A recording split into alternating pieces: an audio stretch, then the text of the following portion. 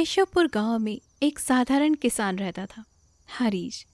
मिट्टी से जुड़ा हुआ बहुत ज़्यादा मेहनती और ईमानदार व्यक्ति। हरीश के पास कुछ खेत थे और एक बेटी। गुड़िया की उम्र 18 साल की थी, लेकिन उसकी समझदारी और सोच बहुत आगे थी।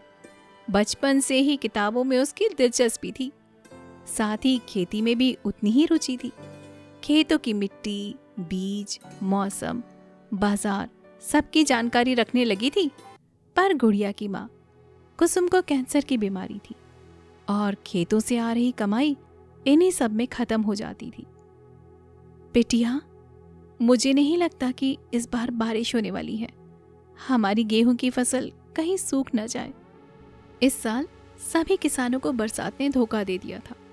वे लोग फसल लगाने के बाद पिछले 3 महीने से बरसात का इंतजार कर रहे थे, लेकिन अब तक एक भी बूंद बारिश की नहीं हुई थी, जिस वजह से फसल सूखने लगी थी। और गांव में एक ही कुआं था जहां से लोग पीने का पानी भरते थे, और कुएं से पानी लाकर खेतों में डालना नामुमकिन था। पिताजी, थोड़ा और इंतजार करिए, मुझे लगता है कुछ ही दिनों में बारिश हो जाएगी।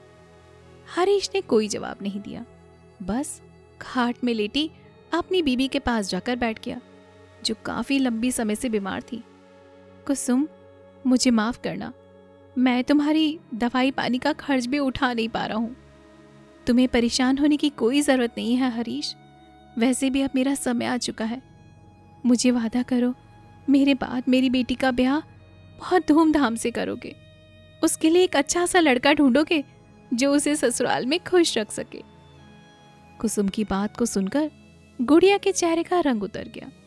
वो आकर अपनी माँ के पास बैठ गई। माँ, आप ये कैसी बातें कर रहे हैं? आपके बिना तो घर कुछ भी नहीं है, सब कुछ सुनसान और वीराना हो जाएगा।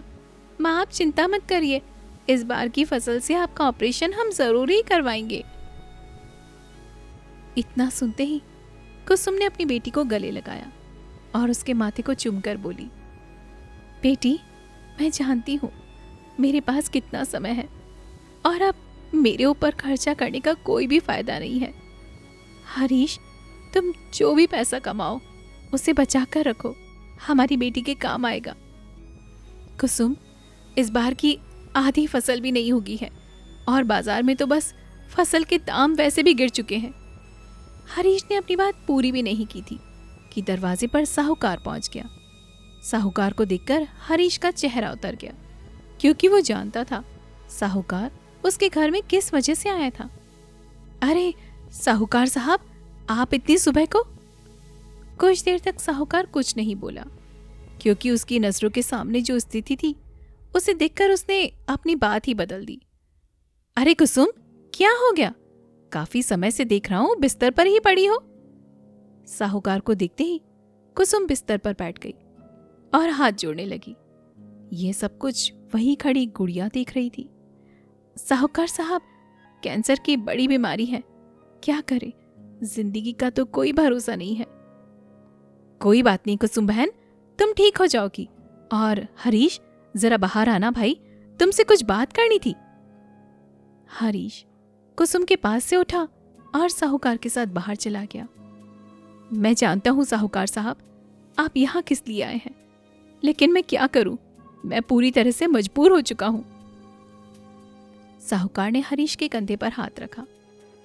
देख हरीश, मैं तेरी स्थिति समझ सकता हूं, तू अभी मजबूर है, पर मैं तुझे कोई परेशान करने नहीं आया हूं। मैं तो बस इतना बोल रहा हूं कि तेरे कर्जे का ब्याज बढ़ता जा रहा है। अगर अगली फसल रहने तक तूने उसे नहीं चुकाया तो मजबूरी में मुझे तेरा खेत लेना पड़ेगा। अब देख भाई, घर में तो दुख लगे ही रहते हैं, पर व्यापार तो अपनी जगह पर है ना। हरीश जान चुका था कि साहूकार अपने पैसों के लिए आया है। मैं आपके आगे हाथ जोड़ता हूँ साहूकार साहब, मैं आपका कर्ज जरूर से उतार दूंगा, बस इस फसल तक का समय दे दीजिए। साहूकार जान चुका था कि अब हरीश के पास 1 रुपया भी नहीं है, और स्थिति को समझते हुए उसने हरीश को धमकी दी। तू देख ले भाई, अपना जैसा भी है, चाहे अपने खेत बेच, घर बेच, कुछ भी कर, लेकिन अपना कर्ज इस फसल के खत्म होते ही उतार देना भाई, वरना तुझे वो सहना पड़ेगा जो तूने कभी भी नहीं सोचा होगा। समझा तू? इतना बोलकर साहूकार वहां से चला गया। हरीश अंदर जाकर आंसू बहाने लगा। उसे रोता हुआ देखकर कुसुम भी रोने लगी।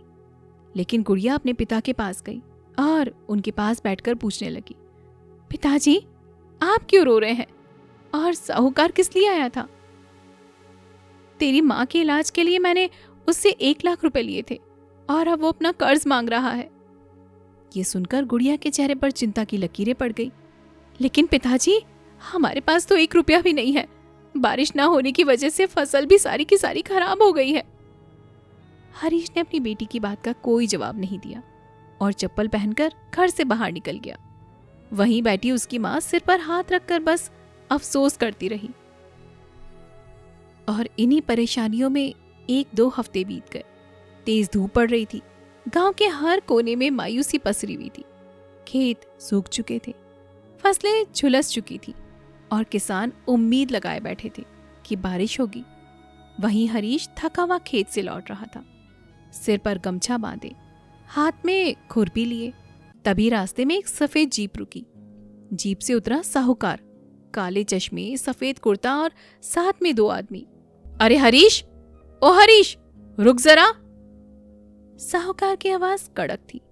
हरीश रुक गया, आंखों में डर उतर आया। समय पूरा हो गया है और तूने 1 रुपया भी नहीं दिया है। हरीश कुछ बोलता उससे पहले साहूकार ने इशारा किया। दोनों आदमी आगे बढ़े और हरीश को धक्का दे दिया। वो जमीन पर गिर पड़ा। तेरे जैसे किसानों ने ही कर्ज देना मुश्किल बना दिया है। मुफ्त में फसल उगाओ और साहूकार से उम्मीद करो कि वो भूल जाए। हाँ। एक लात हरीश की पीठ पर पड़ी, एक और उसकी पसलियों पर। अब बोल, खेत देगा या जान देगा? बोल। हरीश कुछ नहीं बोला और उन लोगों ने उसे खूब ज्यादा मारा, जब तक हरीश का हाल बेहाल न हो गया। इसके बाद वे लोग वहां से चले गए और हरीश भी लड़खड़ाता हुआ अपने घर पर पहुंचा। हालात देखकर गुड़िया और कुसुम दोनों ही दंग रह गए। कुसुम बेचारी लाचार वहीं बैठे रोने लगी और गुड़िया मायूस चेहरे से अपने पिता के जख्मों पर मरहम लगाने लगी। पिताजी, उन लोगों ने तो आपके साथ बहुत बुरा किया है, आपको बहुत मारा है। क्या करूं मेरी बेटी, मेरी ही करनी है। काश तेरी माँ बीमार ही ना होती। हरीश की बात कुसुम ने सुन ली और उसकी तबीयत बिगड़ने लगी, पर उसने किसी को एहसास तक नहीं होने दिया। रात को घर में खाना भी नहीं बना। सब एक एक कोने में ऐसे ही सो गए और अगली सुबह कुसुम के लिए सूरज ही नहीं निकला। वो बिस्तर पर ही मरी पड़ी थी। माँ, माँ उठिए, माँ, आप मुझे ऐसे अकेला छोड़कर नहीं जा सकती माँ। घर में चारों तरफ रोने की आवाजें थी और कुसुम के मरने से घर में सब कुछ बिखर चुका था। दोनों बाप बेटी रो रहे थे और आस पड़ोस के लोगों ने मिलकर कुसुम का अंतिम संस्कार कर दिया था, जिसके बाद हरीश बिल्कुल खामोश रहने लगा। गुड़िया ने भी अब बात करना कम कर दिया था और इसी तरह से 1 महीना बीत गया। साहूकार ने हरीश के सारे उपजाऊ खेत छीन लिए थे, सिर्फ एक बंजर जमीन छोड़ दी थी, वो भी शर्त पर। अगर कुछ महीनों में कर्ज नहीं चुकाया तो खेत वापस ले लेना, नहीं तो ये भी चला जाएगा। हरीश की आंखों में अब उम्मीद की कोई रोशनी नहीं थी। उसी रात वो चुपचाप खाट पर बैठा था, आंखों में आंसू। तभी गुड़िया धीरे धीरे उसके पास आई और बोली, बाबा, एक बात कहूं? हरीश ने उसकी तरफ देखा। हाँ बेटी, बोल। हमें अपनी खेती बदलनी होगी। अगर हम बारिश पर ही निर्भर रहे तो एक दिन भूख से मर जाएंगे। तभी हरीश ने कहा, ये खेती तेरे बस की बात नहीं है। खेत खोदना, फसल उगाना, ये सब कुछ बहुत मेहनत का काम है और अंत में बारिश का ना होना। मुझ पे भरोसा रखिए, मैं आपको बताऊंगी कैसे होगा। बस आप कल सुबह मेरे साथ खेतों में चलिए बाबा। और फिर अगली सुबह गुड़िया अपने बाबा का हाथ पकड़कर खेत में ले गई। जिस जमीन को सभी लोग बंजर कह रहे थे, उसी के बीच खड़ी होकर बोली, बाबा, हम इस जमीन पर कम पानी वाली खेती करेंगे। हरीश ने चारों तरफ देखा। सूखी दरारें, कोई हरियाली नहीं। यहाँ कुछ नहीं उगेगा बेटा, ये सब कुछ तुझसे नहीं होगा। बाबा, अब लोग पारंपरिक गेहूं चावल से ज्यादा ऑर्गेनिक सब्जियां, फूल और औषधियों वाले पौधों में रुचि ले रहे हैं। कम पानी में उगने वाली फसलें जैसे सहजन, सूरजमुखी और तुलसी अब शहरों में अच्छे दामों में बिकती है बाबा। हरीश ने गहरी सांस ली। पर हमें इसका कोई अनुभव नहीं है बेटा। गुड़िया मुस्कुराई। मुझे है बाबा, मैंने पढ़ा है, सीखा है, और अब मैं अपने खेत को फिर से हरा भरा करूंगी आपके साथ। उस दिन के बाद सब कुछ बदलने लगा। गुड़िया ने YouTube से देखकर खेती की मिट्टी का टेस्ट किया। गांव के 2 मजदूरों के साथ मिलकर टपक सिंचाई, जिसे ड्रिप इरिगेशन का सिस्टम भी कहा जाता है, वो लगवाया। हर पौधे को नाप तोल कर लगाया गया। मोबाइल से ही शहर की ऑर्गेनिक कंपनी से संपर्क किया और एक छोटी सी डील पक्की कर ली। धीरे धीरे खेत में हरियाली लौटने लगी। सूरजमुखी की फसल लहराने लगी। सहजन की फलियां शाखाओं पर झूमने लगी। और वो दिन भी आ गया जब कंपनी वाले ट्रक लेकर खुद खेत पर आए। सब्जियां, फूल और पत्तियां वहीं से उठाकर ले गए। जैसे जैसे महीने बीतने लगे, गांव वाले खेत के किनारे पर खड़े होकर खेत को देखने लगे, मुस्कुराने लगे, कुछ तो सलाह भी मांगने लगे। फिर उन खेती से गुड़िया और हरीश ने अच्छा मुनाफा कमाया, साहूकार का पूरा कर्ज चुका दिया और धीरे धीरे अपने सारे खेत वापस ले लिए। और इसी का असर पूरे गांव में हुआ। सारे के सारे किसान गुड़िया की खेती अपनाने लगे। सूरजमुखी के फूल, तुलसी और बहुत तरह के अलग अलग पौधे किसानों ने लगाए और बहुत अच्छा मुनाफा भी कमाया। इन सब की डील गुड़िया ही करती थी, वो भी बाहर की कंपनियों से। और देखते ही देखते गुड़िया का एक बड़ा व्यापार खड़ा हो गया। अब वो साहूकार से भी ज्यादा अमीर बन चुकी थी।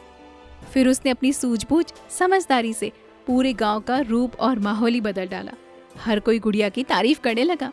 उसकी समझदारी का लोग गुणगान करने लगे। फिर एक दिन गांव की पंचायत में सभा रखी गई। सरपंच ने गुड़िया को मंच पर बुलाया। गुड़िया, तो इस गांव की पहली लड़की है जिसने अपने पिता का नाम ऊंचा किया है, साथ में खेती की दिशा भी बदल दी है। हम सभी किसानों की फसलें बर्बाद हो गई थी, बारिश नहीं हो रही थी, लेकिन तूने जो खेती की है वो सच में तारीफ के काबिल है। सब तालियां बजाने लगे। गांव की औरतें सिर पर पल्लू रखते हुए उसकी तरफ देखने लगी। कुछ लड़कियां उसके जैसे बनने के सपने देखने लगी। गुड़िया मंच पर आई और कहा, बस बेटियों को मौका दीजिए, भरोसा कीजिए, फिर वो सिर्फ चूल्हा नहीं, पूरा भविष्य बदल सकती है। और फिर गुड़िया ने अपने गांव को एक नई राह दी, जिसने गांव में केवल किसानों की ही जिंदगी नहीं, बल्कि गरीब घर के लोगों का भविष्य भी बना डाला। और तब से लोग उसे किसान की समझदार बेटी कहने लगे।